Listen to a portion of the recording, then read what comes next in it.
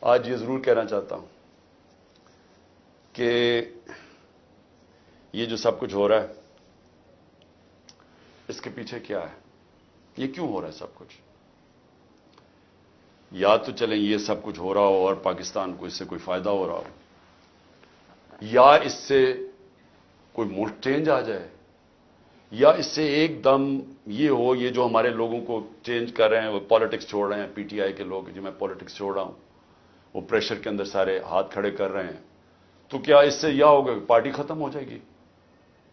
جو بھی یہ سوچ رہا ہے،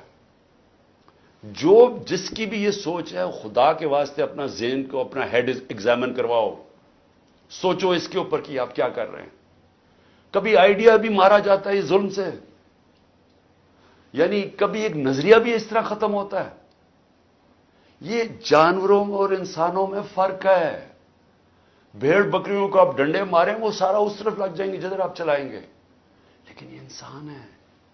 اور جب انسانوں کے اندر ایک آئیڈیا آ جاتا ہے آزادی کا، وہ آپ ختم کر ہی نہیں سکتے۔ آپ جتنا مرضی ظلم و تشدد کریں، یہ آئیڈیا ختم نہیں ہونے لگا۔ اگر یہ آئیڈیا ختم ہونا ہوتا تو مقبوضہ کشمیر میں آج وہ ہاتھ کھڑا کر کے اور آرام سے چپ کر کے قبول کر لیتے ہندوستان کی غلامی۔ لاکھ سے اوپر کشمیری شہید ہو چکا ہے۔ کشمیریوں کے اوپر جو ہم آج ہمارے پہ ظلم ہو رہا ہے، یہ کشمیری 30 سال سے ہو رہا ہے ان کے اوپر۔ ان کے بھی گھروں میں گھس جاتی ہے رات کو پولیس، لوگ اٹھا کے لے جاتے ہیں، نوجوانوں کو اٹھا کے لے جاتے ہیں، جیلوں میں ڈال دیتے ہیں۔ ان کو بھی کوئی پوچھنے والا نہیں ہے، ان کے بھی کوئی فنڈامنٹل رائٹس نہیں ہیں۔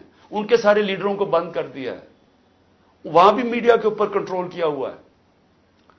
لیکن جس وقت موقع ملے گا کشمیریوں کو اپنی آواز سنانے کا، ایک آواز سے سارا کشمیری کہے گا آزادی، ایک آواز سے کہیں گے آزادی۔ انہوں نے جتنی بربریت کی ہے ہندوستان نے وہاں، اس کا کیا ہوا ہے؟ اس کا نتیجہ یہ ہوا ہے کہ جو پرو انڈین پولیٹیشین تھے وہی ختم ہو گئے ہیں۔ اب جو انڈیا کی بات کرتا ہے اس کو کوئی ووٹ ہی دینے کے لیے نہیں تیار، تو بجائے وہ ان کو یعنی کامیاب ہونے کے، انہوں نے اور ہی کشمیری لوگوں کو آزادی کی طرف دھکیل دیا۔